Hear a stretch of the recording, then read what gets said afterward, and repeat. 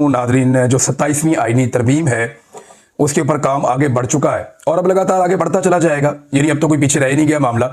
जो चीज़ ज़्यादा मुश्किल थी इस वक्त हुकूमत के लिए या एस्टेब्लिशमेंट के लिए, वो सेनेट था। सेनेट के अंदर थोड़ी मुश्किल थी।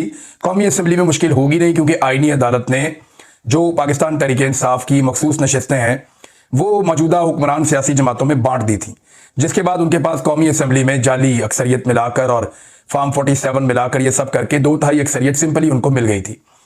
हाँ, सेनेट में उनके लिए प्रॉब्लम था, उनको 2-3 नंबर कम हो रहे थे, बल्कि एक सेनेटर जो है हुकूमत के इरफान सिद्दीकी साहब वो बीमार भी थे, तो इन्हें 64 का नंबर पूरा करने के लिए दिक्कत का सामना था, लेकिन वो नंबर पूरे हो गए। और नंबर पूरे कैसे हुए पहले तो आप ये देख लीजिए, फिर बताते हैं तरमीम क्या है, फिर 2-3 बड़ी जबरदस्त एक्सक्लूसिव मेरे पास खबरें वो भी आप तक पहुंचाता हूं। नंबर 1 तो ये कि नादरीन, बलूचिस्तान से फजल रहमान साहब के सेनेटर अहमद खान ये फजल रहमान की पॉलिसी के खिलाफ गए। जमीयत उलमा इस्लाम फजल रहमान ग्रुप छोटी सी पार्टी है और थोड़े से सेनेटर्स हैं, थोड़े से अरकान असेंबली हैं, लेकिन ये कंट्रोल कर नहीं पाए।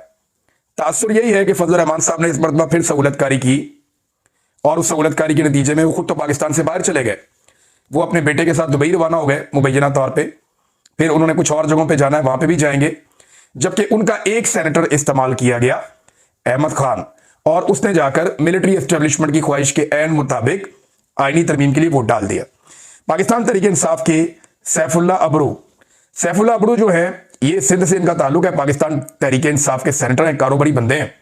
ये बिलावल से भी मिले थे और बहुत पहले से ये मशकूक हो चुके थे, और इन्होंने भी जाकर वोट डाल दिया और पाकिस्तान तहरीक इंसाफ ने इसके ऊपर कोई ज्यादा मेहनत भी नहीं की। देखें, मैं वैसे ही कह दूं कि जी बड़ी कोशिश की, बेचारे चेयरमैन ने पाकिस्तान तहरीक इंसाफ के या बाकी ओहदेदारान ने बड़ा जोर लगाया कि अपने सेनेटर्स को रोके, तो ऐसा नहीं है। उन्होंने बिल्कुल कोशिश नहीं की, क्योंकि कौमी असेंबली में उनको पता है कि क्या चल रहा है, और सेनेट के अंदर 1-2 सीटों का मसला था, तो पीटीआई ने कोशिश भी नहीं की कि वो कोशिश करते। बहरहाल सैफुल्ला अबरू और अहमद खान, इन दोनों ने वोट डाला, एक पीटीआई का और एक फजल रहमान का, और इनके वोट के बाद 27वीं आईनी तरमीम में सेनेट में हुकूमत का मसला हल हो गया। अब पीछे क्या रह गया? कौमी असेंबली। वहां पे तो मामला पहले ही ठीक है। तो पाकिस्तान तहरीक इंसाफ और फजल रहमान साहब नाकाम हुए। फजल रहमान साहब के बारे में अब भी सबको यही शुबा है कि उन्होंने खामोश सहूलतकारी की है, जिसके नतीजे में कुछ ना कुछ फजल रहमान साहब अपने लिए और अपनी फैमिली के लिए हासिल कर देंगे।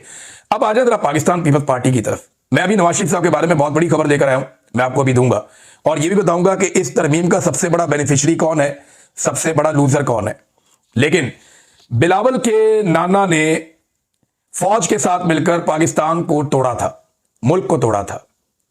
बिलावल के नाना ने मिलिट्री क़यादत के साथ मिलकर मुल्क को तोड़ा था, और बिलावल ने मिलिट्री क़यादत के साथ मिलकर पाकिस्तान के आईन को दफन कर दिया। सिंपल इज दैट, कि आज पाकिस्तान में आईन नाम की कोई चीज नहीं है। आप अदालत में देख लें, कुछ भी नहीं बाकी बचा दिया, खत्म हो गई। अब वो जो जजेस कभी डट के खड़े होते थे या कोई बातचीत करते थे, उनकी कोई औकात नहीं है। जब दिल करेगा उनको घर भेज दिया जाएगा। लिहाजा वो जजेस भी फैसला करें कि उन्होंने सिस्टम के अंदर रहकर ये लड़ाई लड़नी है या बाहर निकलकर वकला के साथ मिलकर कोई तहरीक तैयार करनी है, ये जजेस को भी फैसला करना पड़ेगा। बहरहाल बिलावल ने वो आईन दफन कर दिया जो उसके नाना की तरफ से क्रेडिट लिया जाता था। जो भुट्टो को एस्टेब्लिशमेंट नहीं मार सकी, जरदारियों ने मार दिया। भुट्टो को एस्टेब्लिशमेंट नहीं मार सकी इतनी दहाइयों में, लेकिन जरदारियों ने भुट्टो को मार दिया और भुट्टो का आईन दफन कर दिया। सो कॉल्ड भुट्टो, सबका ही मिलजुल के आईन बनाया था, सबने बड़े बड़े रानुमा हुआ करते थे आईन बनाने वालों में शामिल। अब पाकिस्तान पीपल्स पार्टी को इसके बदले में क्या मिलेगा? देखिए, एक तो फौरी तौर पे पाकिस्तान पीपल्स पार्टी को आजाद कश्मीर में हुकूमत बनाने दी जाएगी। पीपल्स पार्टी आजाद कश्मीर के अंदर अपना वजीर आजम बनाएगी। फौरी तौर पे पहला तोहफा यह मिलेगा, और फिर बिलावल और जरदारी के साथ मामला आगे बढ़ाए जाएंगे कि फ्यूचर में बिलावल को प्राइम मिनिस्टर कैसे बनाना है। उसके लिए जरदारी खानदान को कुछ और कुर्बानियां देनी पड़ेंगी, और वो आने वाले दिनों में आप कुर्बानियां देख लेंगे। बिलावल का स्टेटमेंट बड़ा मजेदार है। बिलावल ने कहा, जी हमारे आईन में एक कमजोरी और एक कमी थी, शुक्र अल्हम्दुलिल्लाह पीपल्स पार्टी ने इस कमी और कमजोरी को पूरा कर दिया। कमजोरी पता क्या थी? ता हयात इस्तिस्ना वाली कमजोरी थी। कमजोरी ये थी कि जनाब हमने भुट्टो को इतना पॉलिश करना है, इतना पॉलिश करना है कि उनके अंदर शक्ल नजर आए। पीपल्स पार्टी से कभी इस तरह की उम्मीद नहीं थी, क्योंकि बेनजीर भुट्टो के साथ जब हम पीपल्स पार्टी को जोड़कर देखते हैं तो हमें लगता है कि वो एक जमहूरी पॉलिटिकल पार्टी थी। बेनजीर भुट्टो के वालिद का किरदार कोई बड़ा काबिल तारीफ नहीं था, लेकिन जिन हालात में उन्होंने मौत को कबूल किया, उन्होंने अपने ऊपर लगे हुए दाग को धोया। बेनजीर भुट्टो ने भी आगे उस दाग को मिटाने में बड़ा सियासी किरदार अदा किया। लेकिन बेनजीर भुट्टो के बाद जब ये पार्टी जरदारियों के कब्जे में गई तो उन्होंने बेड़ा ही गर्क कर दिया पकड़ के। आज जमहूरियत को दफन किया है तो पीपल्स पार्टी ने किया है, वो इसके अंदर सबसे बड़ा हिस्सा है। आइन में कौन सी कमजोरी दूर की है? आपने पहली मर्तबा पाकिस्तान की तारीख में किसी आर्मी चीफ को, किसी फौजी को इतने ज्यादा इख्तियारात दे दिए हैं जो इससे पहले कभी किसी के पास नहीं थे। ये आपने किया है। आप सिविलियन सुपरमेसी की बात करते करते तमाम सिविल इदारों का कंट्रोल खत्म कर दिया आपने। अदलिया को एक पुर्जा बना के रख दिया, तमाम इदारे कंप्रोमाइज कर दिए और फर्द वाहिद के हाथ में सारी ताकत आपने दे दी। ये इन्होंने किया है। नवाज शरीफ को इसमें क्या मिला और नवाज शरीफ ने यह क्यों किया, इसके बारे में बात करना बहुत इंपॉर्टेंट है। देखिए, सबसे बड़ा बेनिफिशियरी कौन है 27वीं आईनी तरमीम का? तो सादा बात यह है कि 27वीं आईनी तरमीम का सबसे बड़ा बेनिफिशियरी नवाज शरीफ खुद है। अब ये मैं कैसे कह रहा हूं, मेरी सोर्स से बात हुई और ये वो लोग हैं जो चंद लोग जाकर मिले नवाज शरीफ साहब से हाल ही में और उन्होंने इसके बारे में मियां साहब से राय जानना चाहिए। क्योंकि देखें, कंफ्यूजन फैल गया था कि इस किस्म की घटिया कानून साजी आइन को दफन करने के मुतरादिफ है। ख्वाजा साद रफी दायरों के सफर की बात कर रहा है कि दायरों में घूमते रहेंगे तो दायरों में ही घूमते रहेंगे। जो पीएमएलएन के नजरियाती लोग हैं, जो बेचारे थोड़ा बहुत अवाम में जाना चाहते हैं, वो कह रहे हैं ये क्या कर दिया आपने। लेकिन जो सिस्टम के बेनिफिशियरी हैं वो कुछ और कह रहे हैं। कुछ लोग ये बयानियां बना रहे थे कि नवाज शरीफ, और ये कंफ्यूजन फैल रही थी कि नवाज शरीफ कोई एक्सट्रीम पोजीशन ले सकता है, या नवाज शरीफ इस आईनी तरमीम का हिस्सा नहीं बनना चाहता, या नवाज शरीफ इस किस्म की घटिया आइन साजी के हक में नहीं है। इस किस्म की बातें कुछ लोग कर रहे थे। हकीकत बताता हूं, नवाज शरीफ साहब से जो लोग जाकर मिले, उन्होंने जब मियां साहब के सामने सिचुएशन रखी और पूछा कि रहनुमाई करें जनाब, आप रहनुमा है, तो नवाज शरीफ साहब ने अब बातें जो की हैं वो सुनने वाली हैं। मियां साहब ने कहा जी, पहली मर्तबा हुआ है कि फौज ने हमारी सुपरमेसी को माना है। इससे पहले फौज जो है वो अपने डंडे के बलबूते पे सारा कुछ कर लेती थी। इस मर्तबा फौज को जो जो कुछ चाहिए वो हमसे मांग रही है और हम उन्हें करके दे रहे हैं। ये मियां साहब की बहादुरी चेक करें। फिर उन्होंने कहा, मियां साहब ने अपने साथियों को, कि हमें इस वक्त फील्ड मार्शल की जरूरत है। जितनी जरूरत फील्ड मार्शल को हमारी है उससे कई ज्यादा हमें इस फील्ड मार्शल की जरूरत है। आप इमेजिन करें कि अगर ये फील्ड मार्शल बीच में से निकल जाए तो क्या कोई दूसरा इस लेवल तक जाएगा? ये नवाज शरीफ ने अपने साथियों से पूछा कि मौजूदा वक्त में हमें इस फील्ड मार्शल की जरूरत है। अगर ये बीच में से निकल जाए, ये ना हो, तो कोई दूसरा जर्नैल इस लेवल तक नहीं जाएगा। नवाज शरीफ ने अपने साथियों को समझाया, बल्कि उन्हें हसीना वाजिद की मिसाल भी दी। वहां पे एक बंदे ने जिक्र किया, फिर वो मिसाल हुई कि जी देखें, फिर तो ये घंटों की बात रह जाएगी ना। पब्लिक के अंदर तो बहुत गुस्सा है। ये तो आसिम मुनीर साहब ने सारा कुछ त्याग दिया, सारी एस्टेब्लिशमेंट, पूरी फोर्सेस की ताकत सारी लगा के कुछ ना कुछ करके मामला रोक के रखा हुआ है। नॉर्मल हालात हो तो पाकिस्तानी निकल के तहस नहस कर दें हर चीज को, जितना लोगों को गुस्सा है। लेकिन जो रियासती जबर और फस्तायत है वो एक रुकावट बनती है, लेकिन वो भी एक लेवल तक बन पाएगी ना। एक हद से जाके आगे तो ये सारी चीजें भी बेमानी हो जाती हैं पब्लिक के लिए। क्योंकि इमरान खान साहब ने तो अब नारा दे दिया, उन्होंने कहा जी आजादी या मौत चाहिए या आजादी चाहिए। तो अगर इस नारे के ऊपर अमल दरामद करने के लिए लोग तैयार हो गए, मैं करोड़ों लोगों की बात नहीं कर रहा, लाखों की नहीं कर रहा, चंद हजार लोग भी तैयार हो गए तो मुसीबत बन जाएगी। अच्छा, एक और चीज भी ध्यान में रखिएगा कि ये जो पॉलिटिकल पार्टीज है ना, ये कभी भी अपने ऊपर अपने पैरों पे पानी नहीं पड़ने देते। ये जो 26 नवंबर का कत्लेआम है, ये एक पाकिस्तान की सबसे बड़ी मकबूल पॉलिटिकल पार्टी का कत्लेआम है। और जो मुरीदके के अंदर कत्लेआम हुआ, बड़े पैमाने पर लोग मारे गए।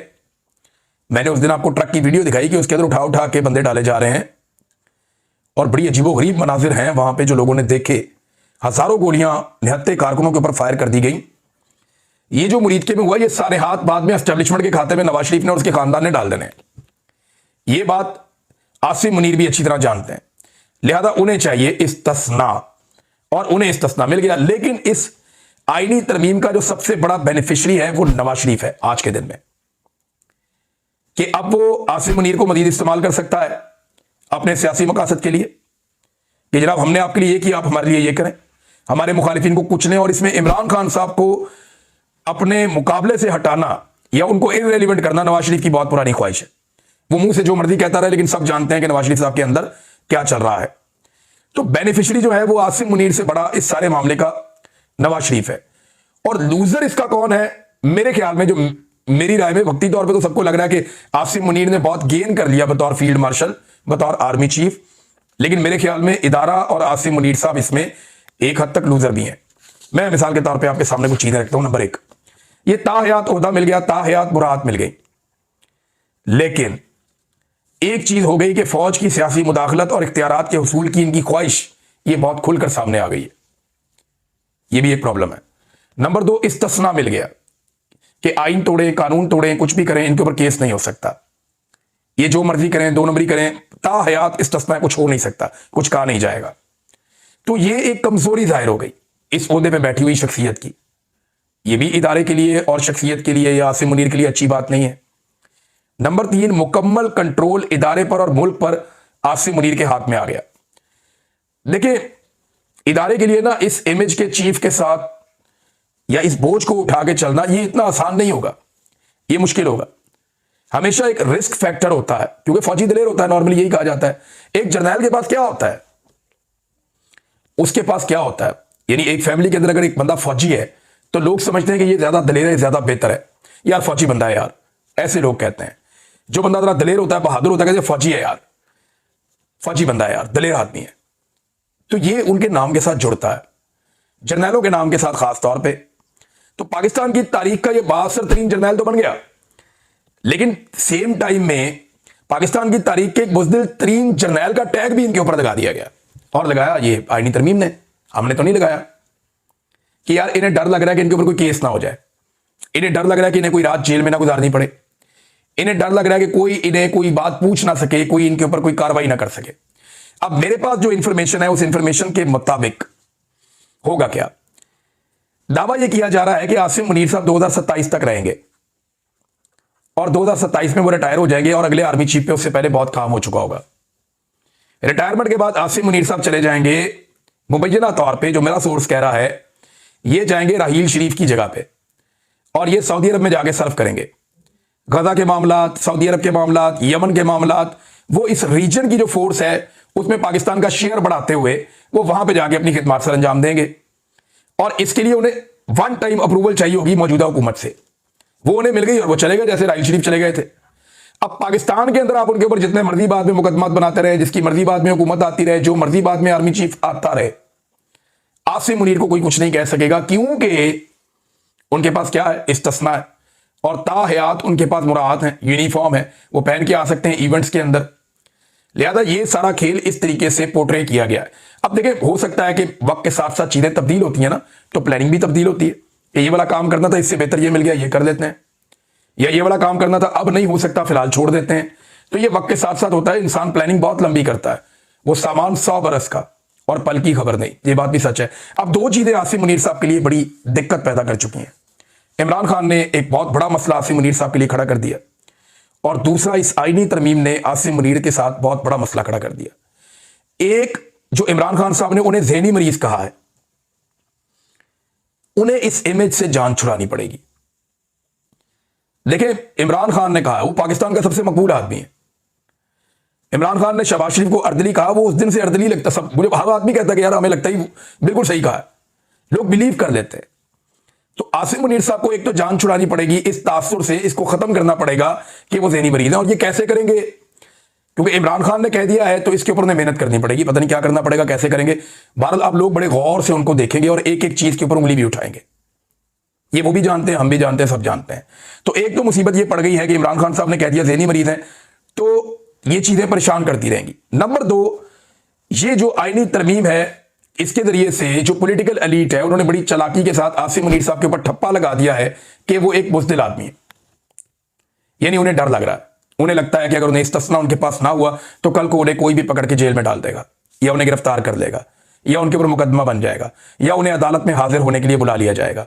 तो उस परेशानी से और छोटी मोटी परेशानी से बचने के लिए वो इस्तिस्ना लेने के लिए तैयार हो गए, आईन में ही तरमीम करके अपने इर्द गिर्द एक आईनी दीवार खड़ी कर दी। ये बुज़दिली का एक तासुर क्रिएट हो गया जो नहीं होना चाहिए था।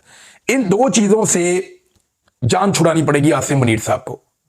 अब इससे वो जान कैसे छुड़ाएंगे, ये जब वक्त आएगा वो छुड़ा पाएंगे तो हम आपको रिपोर्ट कर देंगे।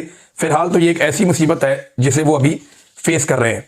तहरीक तहफ़्फ़ुज़ आईन पाकिस्तान ने कहा जी हम इसके पीछे आएंगे, हम एहतजाज करेंगे, हम इसे कबूल नहीं करते। आप कबूल करें या ना करें, इससे फर्क कोई नहीं पड़ता, क्योंकि इस वक्त एक जाली निज़ाम चल रहा है। जब तक कि पब्लिक उठकर इस सारे निज़ाम को ज़मीन बोस नहीं करती, जब तक कि इसको वापस दफन नहीं करती, तब तक ये ऐसे चलता रहेगा। और इमरान खान साहब अगर बाहर आ जाते हैं तो फिर तो एक बहुत बड़ी तहरीक चल सकती है ना, बहुत बड़ा मोमेंटम बन सकता है। लेकिन जब तक वो जेल में है तब तक वो नहीं बन रहा मोमेंटम।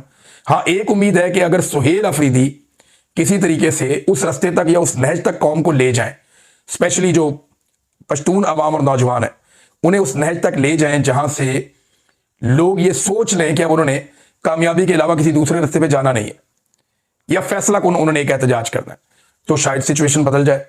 लेकिन ये खौफ जो है सिस्टम का वो नजर आ रहा है। वसीउद्दौला खान साहब ने इसकी बड़े खूबसूरत अल्फाज में इस तरमीम की तर्जुमानी की है, बड़े सीनियर जर्नलिस्ट हैं। उन्होंने कहा जी कि सबसे ज्यादा ताकतवर ही सबसे कमजोर होता है, और ये कोई फलसफा नहीं है, 8000 साल की तारीखी हकीकत है जिसे झुटलाया नहीं जा सकता। राणा सनाउल्लाह साहब से साफियों ने पूछा जी आर्टिकल 6 का फिर क्या बनेगा, जब इस तस्नीह आपने दे दिया। देखें, आर्टिकल 6 का मामला, ये आइन तोड़ा, आर्टिकल 6 लग जाएगा। आइन को तोड़ता कौन है? क्या कोई जज तोड़ता है? नहीं। कोई सहाफी तोड़ता है? नहीं। मैं तोड़ता हूं? नहीं। आप तोड़ते हैं? नहीं। आइन को तोड़ते हैं हमेशा डिक्टेटर्स। तो अगर कोई डिक्टेटर या कोई फौजी या कोई जर्नल आइन को तोड़ता है तो उसको डर जो होता है वो आर्टिकल 6 का होता है। अब आसिम मुनीर साहब के ऊपर से वो डर भी खत्म हो गया। फर्ज करें कल आसिम मुनीर साहब आइन को मुअत्तल कर देते हैं या आइन को तोड़ दें, कानून को तोड़ दें, तो अगर आइन कल को बहाल भी होता है तो इस आइन के अंदर लिखा हुआ है कि उनके खिलाफ कोई कानूनी कार्रवाई नहीं हो सकती। लिहाजा ये एक ऐसी सहूलत उन्हें दे दी गई है जिस पे सियासतदान एक दिन पछताएंगे, आज नहीं तो कल, नहीं तो परसों, ये सियासतदानों के सामने आएगा। जस्टिस मंसूर अली शाह साहब ने चीफ जस्टिस पाकिस्तान याह्या अफरीदी साहब को एक खत लिखा। मेरे ख्याल में ये सिर्फ और सिर्फ खत इसलिए है कि निशानदेही करना चाहते हैं, चीजों को रिकॉर्ड पे रखना चाहते हैं। जस्टिस याह्या अफरीदी ने क्या करना है वो हम सब अच्छी तरह जानते हैं। 8 नवंबर को उन्होंने एक खत लिखा, आज 10 नवंबर है, ये खत सामने आया और इसमें उन्होंने कहा जी कि आईनी अदालत से मुशावरत के बगैर अदलिया से मुताल्लिक आईनी तरमीम नहीं हो सकती। और साथ उन्होंने ये भी लिखा, एक कंट्रोल्ड आईनी अदालत वक्ती सियासी मफादात की तकमील तो कर सकती है, यानी इतना तो कर सकती है, मगर ये जमहूरी रियासत को मुस्तकिल नुकसान पहुंचाएगी।